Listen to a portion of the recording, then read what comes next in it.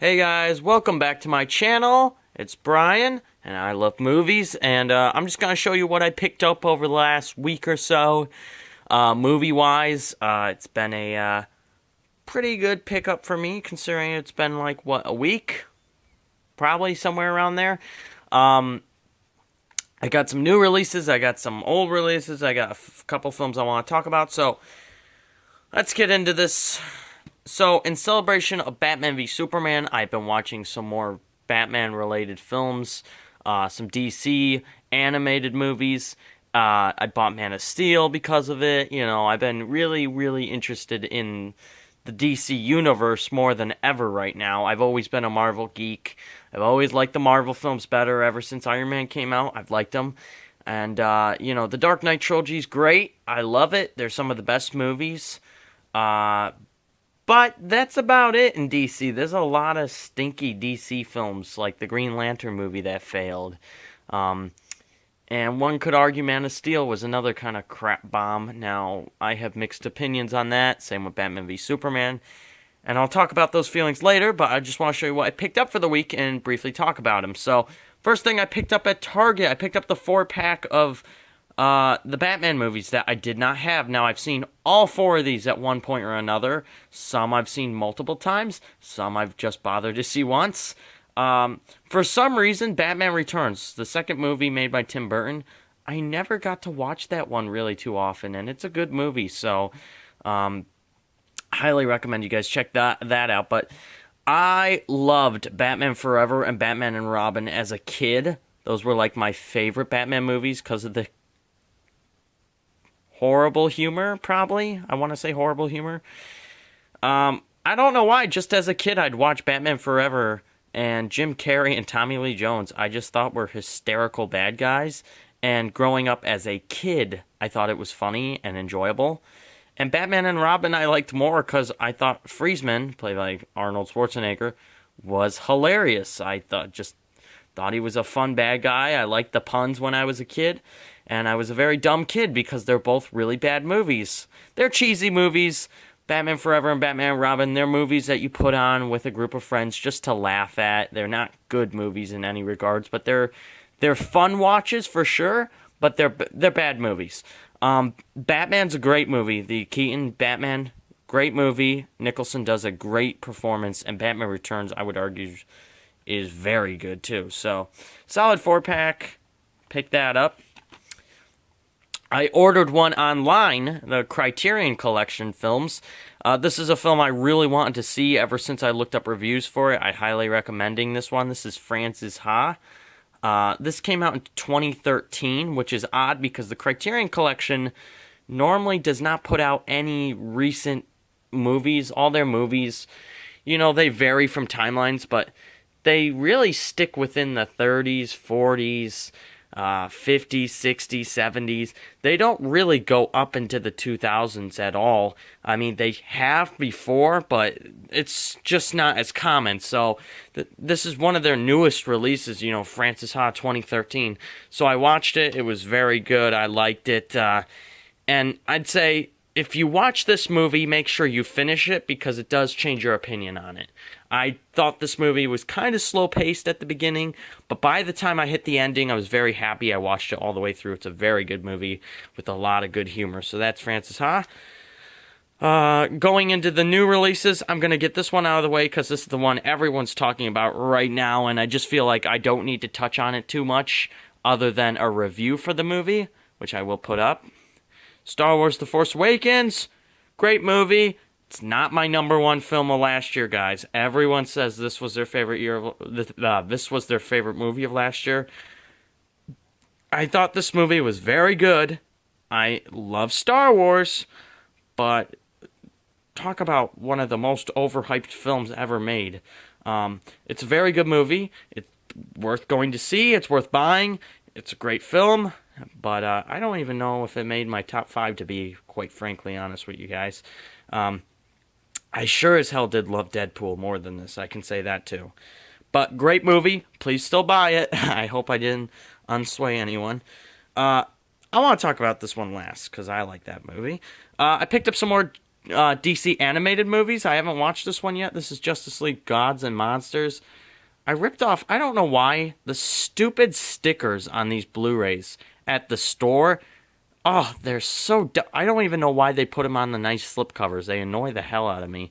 They should put them on the plastic wrap that goes under the slipcover, because no one saves the plastic wrap. They just throw it away. That's where they should put them.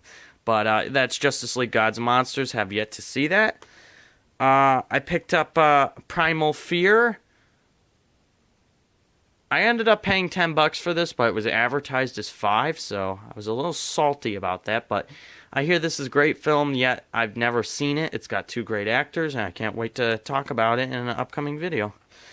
I ordered Short Term 12. I can't find this in any stores, but it's Brie Larson. It's an indie film. I love indie films just as much as I do like blockbusters. And this is Short Term 12. I've yet to watch it. I don't know much about it. I've heard it's a great movie. And winner of Best Picture is a little misleading. That's of a film festival, so that's not actual Best Picture. And then the other DC animated movie I picked up was Assault on Arkham. Picked up that. That was a very interesting watch.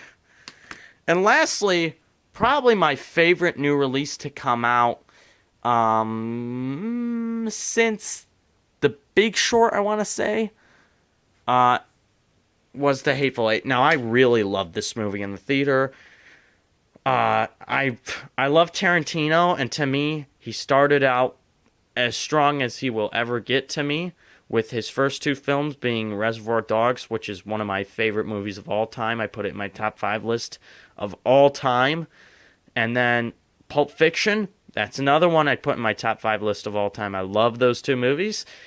After that, I was like, he's slowing down a little with Jackie Brown. And then, he had Inglourious Basterds, which was still great. It was still fun. It was something better. And he had a couple misses for me. Personally, Kill Bill, I've always thought are entertaining, but yet a little over the top for my liking. And I've always thought Kill Bill was like, whoa, that's a little out there. But I've always found his filmmaking entertaining, and when he made Django, his film before this, Django Unchained, I just loved that. I thought the humor was great in it. I thought the action was great in it. I thought the performances by Leonardo DiCaprio, Jamie Foxx, and Christoph Waltz were all perfect, and I had a lot of fun. And not to mention Samuel L. Jackson, who steals the show in this movie. I loved The Hateful Eight. If you're used to Tarantino movies, you're used to that over-the-top violence and great dialogue, you will love this movie. A lot of people say this isn't his strongest movie. No, it's not when you compare it to Pulp Fiction or Reservoir Dogs, in my opinion. And I think Django might be a little bit better than this.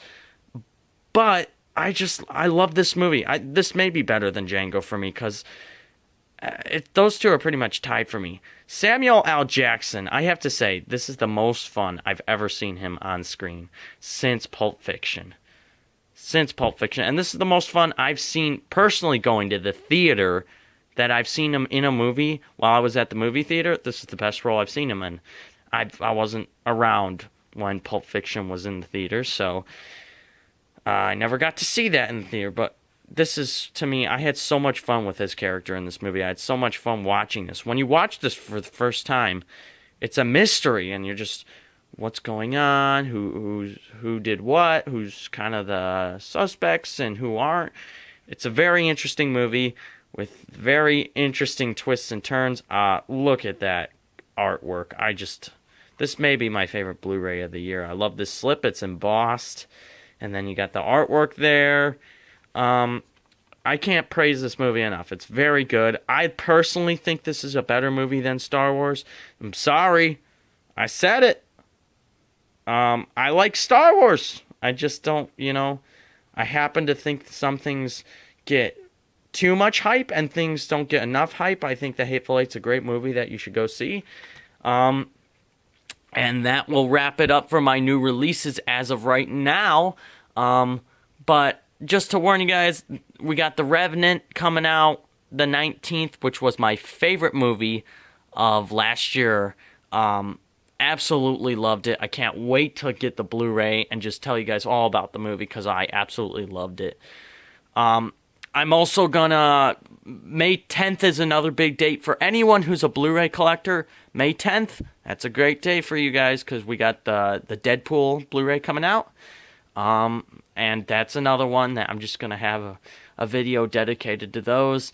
I will be reviewing some new release. I've gotten quite a few new releases that I need to review. You know, I have to check my videos and see what I have and haven't uploaded. But I will keep us posted with that, and I'll see you guys in the next video.